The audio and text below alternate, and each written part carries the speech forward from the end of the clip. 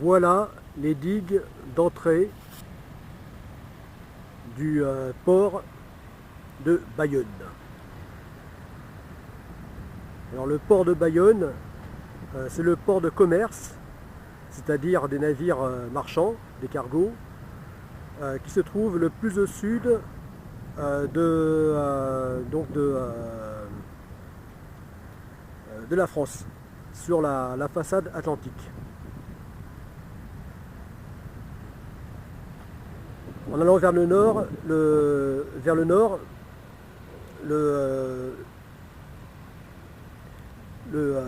prochain port est le port autonome de Bordeaux,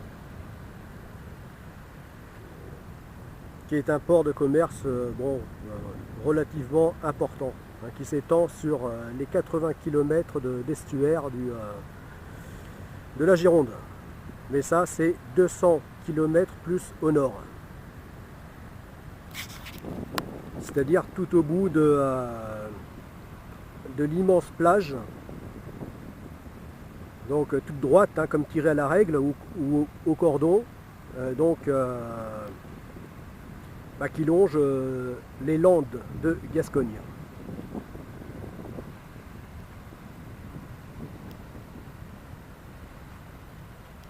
Voilà, donc plage, on peut dire qu'il se trouve entre l'océan, l'océan Atlantique et on pourrait dire l'océan de forêt qui est la forêt la plus grande forêt de France, forêt de pins, de résineux, de pins maritimes. Voilà, ça c'est vers le nord. Et là, on va vers le sud. C'est-à-dire, si l'on voit les montagnes là-bas, eh bien c'est l'Espagne. Donc là, c'est l'extrême sud de la France. Et là, on est vraiment dans le Pays Basque. C'est-à-dire, ici, Bayonne, quelques kilomètres plus loin seulement, en allant vers le nord, eh bien on trouve Hossegor et Cap-Breton et Hossegor.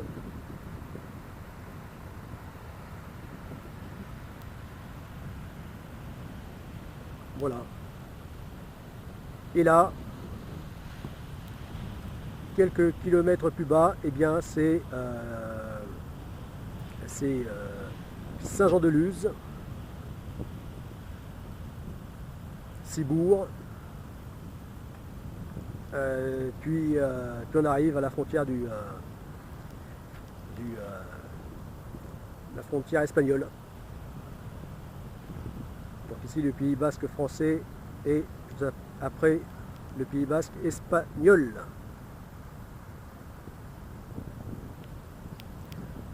Voilà, alors là, ce sont les digues qui protègent donc les digues d'entrée de port de Bayonne, nécessaires parce que la mer est souvent, les déferlantes ici sont souvent énormes.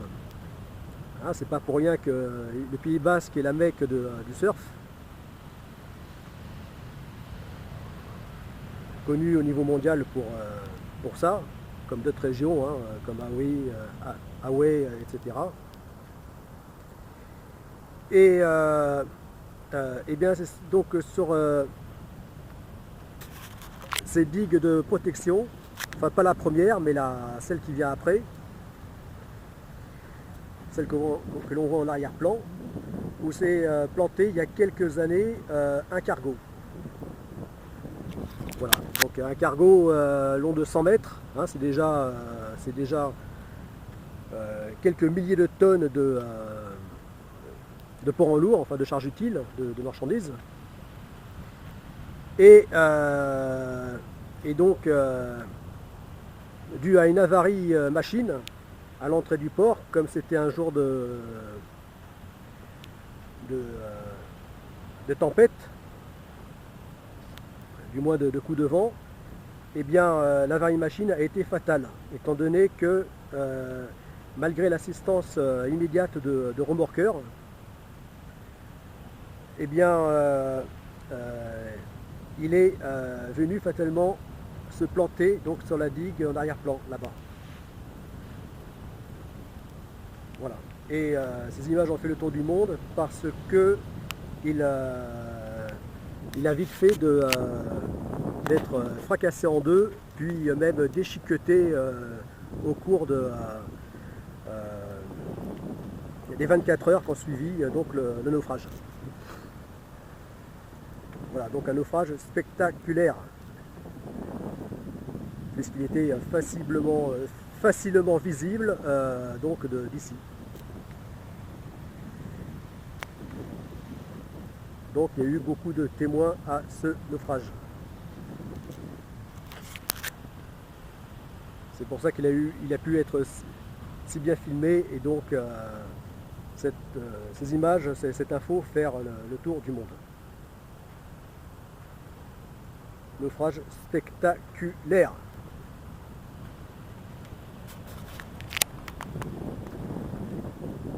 Bah, pour voir les images, il suffit d'aller sur YouTube, hein, taper naufrage, port de Bayonne. On trouve vite fait hein, sur internet. Voilà. Et donc là, on voit deux cargos là-bas. Donc deux cargos dits vraquiers, c'est-à-dire qui transportent toutes sortes de marchandises, hein, sèches, en cale. Là je ne zoome pas parce qu'avec cette caméra on voit rien. En zoomant elle est pas faite du tout pour filmer les paysages, filmer loin. Donc il y a pas mal d'années déjà, on peut dire il y a une éternité, eh bien j'avais embarqué comme maître machine sur un cargo, un navire citerne, plus précisément un chimiquier. Et donc un chimiquier qui transportait un peu plus de 10 000 tonnes, c'est dans les 10 000 tonnes et quelques, de soufre liquide, de soufre liquéfié. Je crois de mémoire, je crois que c'était 193 degrés pour qu'il soit bien liquéfié.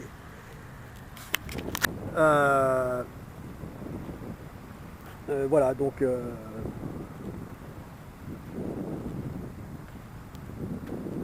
un soufre qui était, il y avait une exploitation soufrière dans le Pays Basque.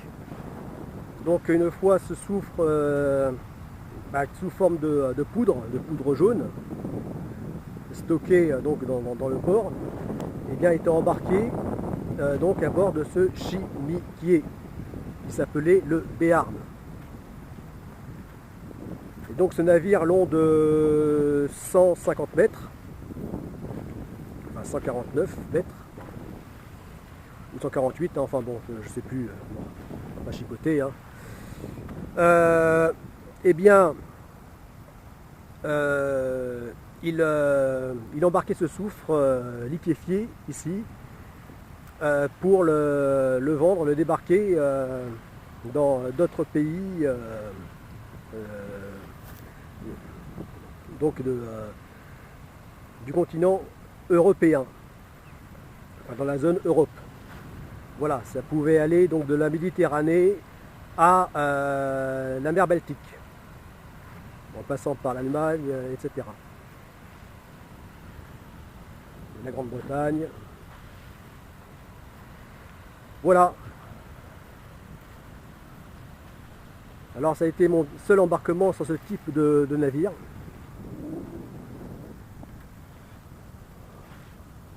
Sur un navire donc dit citerne. Voilà. Et donc, parce que durant mes quelques années d'embarquement effectif, c'est-à-dire de jours réellement en mer, j'ai essentiellement embarqué comme, embarqué à la, comme marin au service machine et donc à la pêche au large et industrielle essentiellement. Mais j'avais aussi, entre autres, pas mal embarqué donc un petit peu au commerce, marine marchande, hein, c'est-à-dire cargo, paquebot, et sur les yachts. Enfin donc ce qu'on appelle la grande plaisance, c'est-à-dire les super yachts. Voilà. Les super yachts, et puis un petit peu sur les vieux gréements aussi. Voilà, vieux gréements.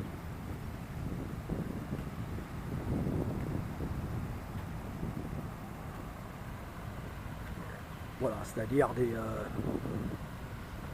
des voiliers à l'ancienne, genre 3 mâts goélette.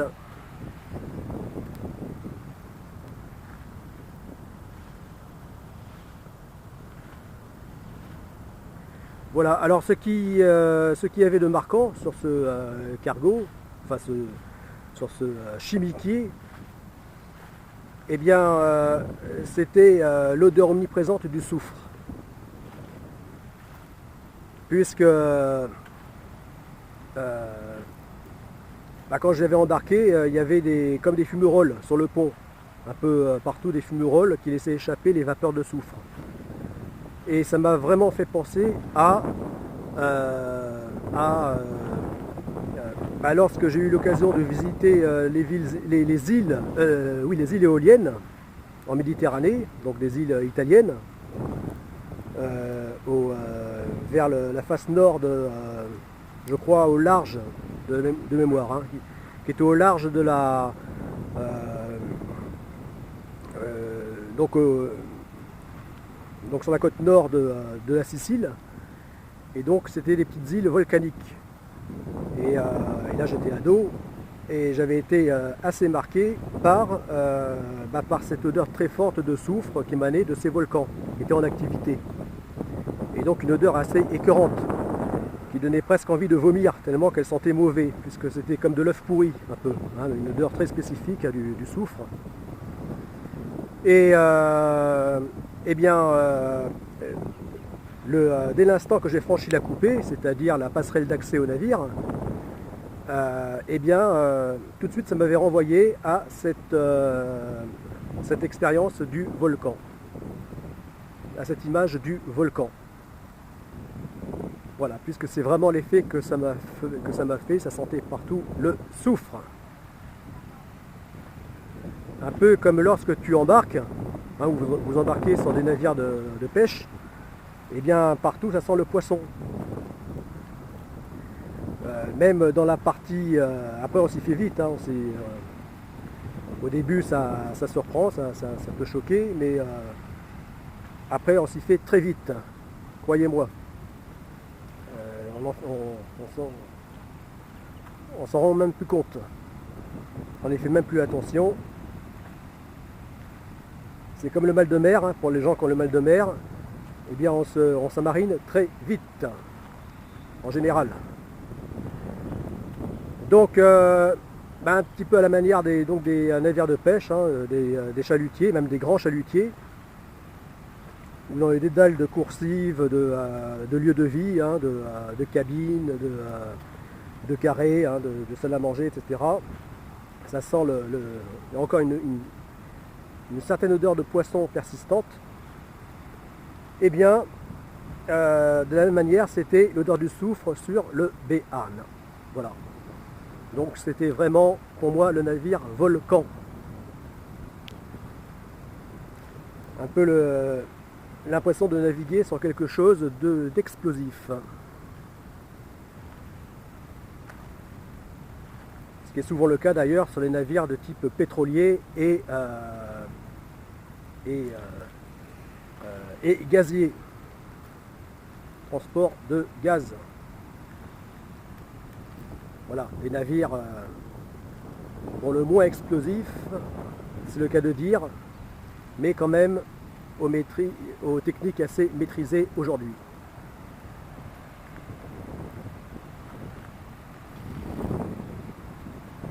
Voilà.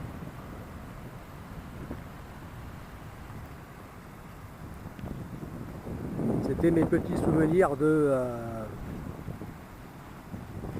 navigant. Bon, je vais tâcher de me rapprocher de la digue, parce que là on ne s'en rend pas compte, mais les déferlantes sont déjà imposantes,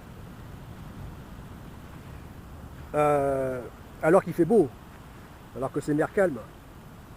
Donc imaginez ce que ça peut être par jour de tempête.